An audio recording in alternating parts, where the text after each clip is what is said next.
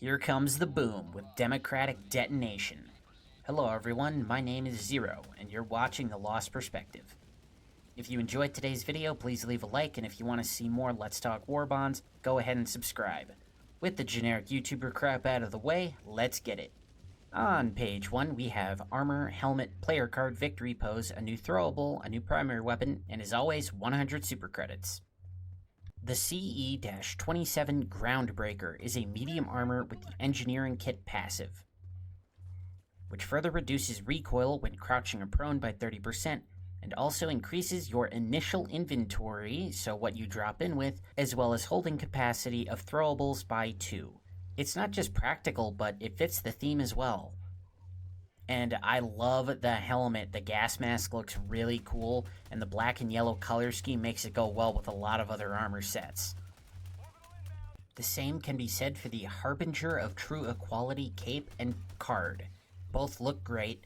Here's the victory pose.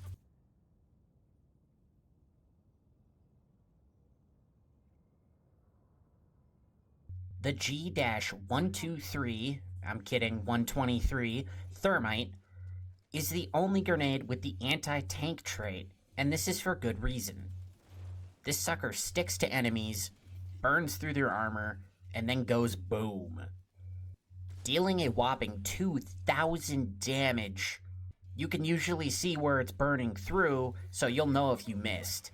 As long as you land the right spot, you can take out a lot of the bigger enemies in one hit. Charger, dead. Impaler, dead. Hulk, dead. And although you have to be very deliberate with how you throw it, it will take out bug holes. The BR-14 Adjusticator. I'll be comparing it to the Liberator Penetrator since they're the only two medium armor pen assault rifles. It does more damage, but it has less ammo per magazine, higher recoil, and a lower rate of fire. I see a lot of people favoring the Liberator most of the time, but I think it just comes down to personal preference. And I think it's also worth noting that it's the only rifle in the game, at least as of recording, with the BR classification, which I'm assuming means battle rifle, and it does fit that role quite well. On to page 2, we have Armor, Helmet, Cape, Player Card, Booster, Victory Pose, new primary weapon, and 100 super credits. The CE-07 Demolition Specialist is a light armor with the Engineering Kit passive. This armor is very interesting as it's a bit beefier than your average suit of light armor, with 64 armor rating instead of the normal 50. The closest thing I can find to this is the SC-34 Infiltrator, which has 70. I'm unsure how this slight change in armor rating affects gameplay. Maybe you can survive by the skin of your teeth where you'd otherwise die, or maybe it's entirely negligible. I just really don't know.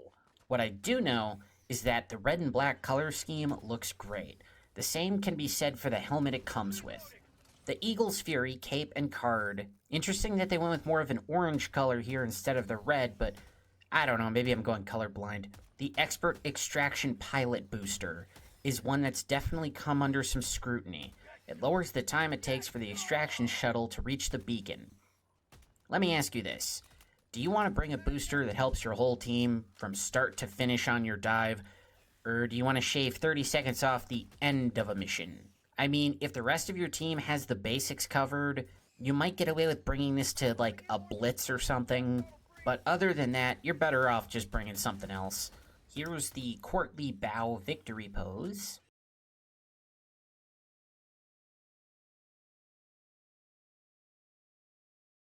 The R-36 Eruptor is a bolt-action rifle that fires jet-assisted shells that explode on impact.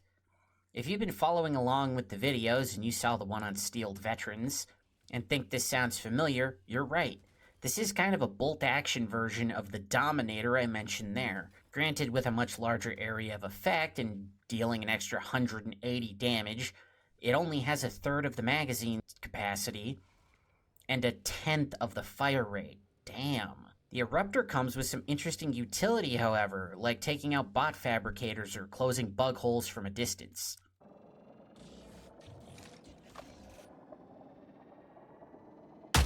Automaton outpost scrapped.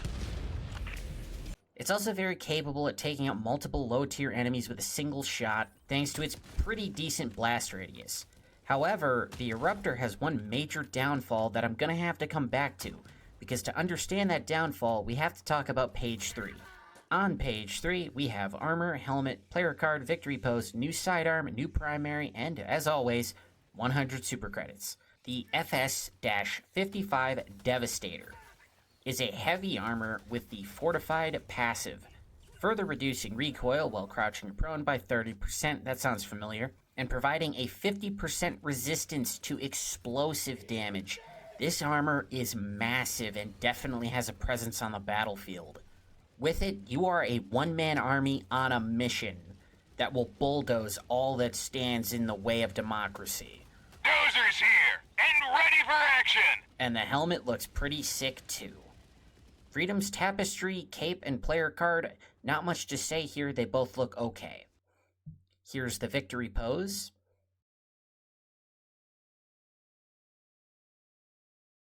The GP-31 Grenade Pistol. Not to be confused with the Ultimatum, which is for some reason also the GP-31. But whatever. The Grenade Pistol is exactly what it sounds like. It's a handheld grenade launcher. Place grenade in tube, launch, repeat. It's not particularly interesting, but it is very useful. Would you believe at 650 damage this is the strongest weapon in the Warbond? So, back to the Eruptor. When I said it has one major downside, this is it. I give you the CB-9 Exploding Crossbow. Why is this a major downside for the Eruptor? Because it's functionally the same gun, but it's better in every way. Just look at this comparison here. We're talking a difference of 180 damage, double the fire rate, faster reload time, and on top of all that, this sucker is one-handed, meaning it can be used while holding objectives such as black boxes or SSDs. Why would you include both of these weapons in the same Warbond? What were they thinking? The strange thing to me is that fixing it, I think, would be very easy. Buffing its damage or magazine size, maybe changing it from medium to heavy armor pen, or all of the above. If you have any ideas of your own on how you think they should change this weapon, definitely let me know down in the comments. So, barring one glaring issue I would argue this is about as perfect as a Warbond could get. You got variety in the armors, the cosmetics, the weapons are all great, except that one, without being overpowered. And bonus points for everything staying on theme. That is all for today. Thank you so much for sticking around for the entire video. If you enjoyed today's video, go ahead and leave a like. If you want to see more Let's Talk Warbonds, go ahead and subscribe. And until next time, you folks have a great day, and remember always, democracy protects.